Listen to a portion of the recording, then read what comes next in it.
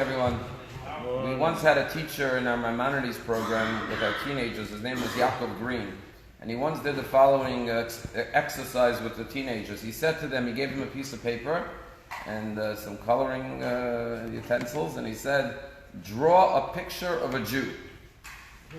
So each kid started drawing, and when they finished, he looked, and most of the kids made a picture of a man with a big black hat, with a beard, with payas, with a long coat. And he said to them, why didn't you draw a picture of yourself? If I asked you to make a picture of a Jew, why didn't you make a picture of yourself? There was a great rabbi, his name was Rabbi Yaakov Emden. He lived in the 18th century, he was a German rabbi. And he wrote a famous commentary on the Siddur, he's known for that. But he said, every day when I wake up in the morning and I look in the mirror, I realize that after the destruction of the temples and all the suffering that the Jews went through, the Crusades, the pogroms, the Inquisitions, he was before the Holocaust, he says, when I look in the mirror, I realize I'm looking at a miracle greater than any miracle in the Torah. We don't realize sometimes our own self-worth. And the fact that here we are in the 9 days mourning the destruction of the temple, but every one of us is a living miracle. The fact that we're here, especially as practicing observant Jews. In this week's parasha, Moshe Rabbeinu says, how can I carry alone your burdens and your quarrels? And our rabbis say that the word Eicha that Moshe Rabbeinu says in this week's parsha is a forerunner to the book of Lamentations that we read on the night of Tisha B'Av by Yirmiyahu Navi, where he says, Eicha Yashva Badad. How is it that the city of Jerusalem is sitting like a widow? In other words, what is it that led to the destruction of the temple? What Moshe Rabbeinu spoke about in this week's parsha. How can I handle your quarrels, your fights, your complaints?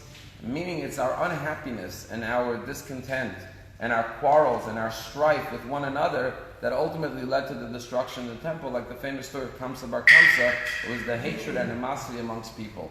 But the real underlying question is, where does that quarreling and that strife come from? And it really comes from a lack of self-confidence. If a person knows their own true worth, then there's no need to minimize another person. There's a famous story, one of the Lubavitcher Rebbe saw two of his kids arguing who's taller. And so one kid stood up on a box and said, I'm taller. So the other kid pushed him off the box. So he called him in and he said, listen, to make yourself bigger, you don't have to knock someone else down.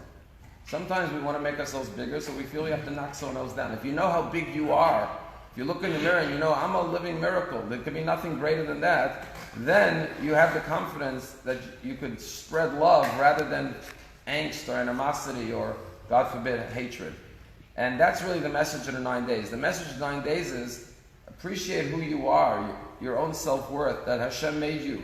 As the Lubavitcher Rebbe once said, the day you were born is the day that God said the world can't exist without you. And if you know your own self-worth, then there's no need to minimize another person's self-worth.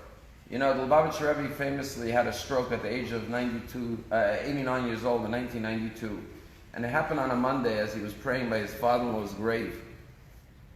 And he had this terrible stroke, and after that he couldn't speak. And, he passed away a few years later. But one of the last recorded things of the Rebbe was on Sundays he would give out dollars. And he would give, thousands of people would line up, he would give them $1 for tzedakah, for charity, because he always said if two people meet, something positive has to come out for a third person. And it was a way to get a blessing. And he would give you two words, bracha v'hatzlacha, blessing and success. And he would give out thousands of dollars to people, bracha v'hatzlacha, blessing and success. Sometimes people would stop and talk to him. One of the last things was, it was about 6:15 on Sunday, as the line of dollars was nearing the end after 7 hours of people coming online. And a little 6-year-old girl is seen in this video, because it was all videotaped. And the girl comes by the Rebbe, and she looks at the Rebbe, and the Rebbe gives her $1 and smiles at her. And then she looks at the Rebbe and says, I love you. And she continues to walk away. And the Rebbe motions for her to come back. And the secretaries of the Rebbe, his assistants, run and call the girl back. And the Rebbe gives her another $1 in the video, and the Rebbe says, this is for the love. And that was one of the last things the Rebbe said, because the day later he had a stroke. And I think that really summarizes the message of the 9 days. Thank you. This is for the love. The 9 days is about finding our self-love. And when we love ourselves enough, we could spread that love and share it with others.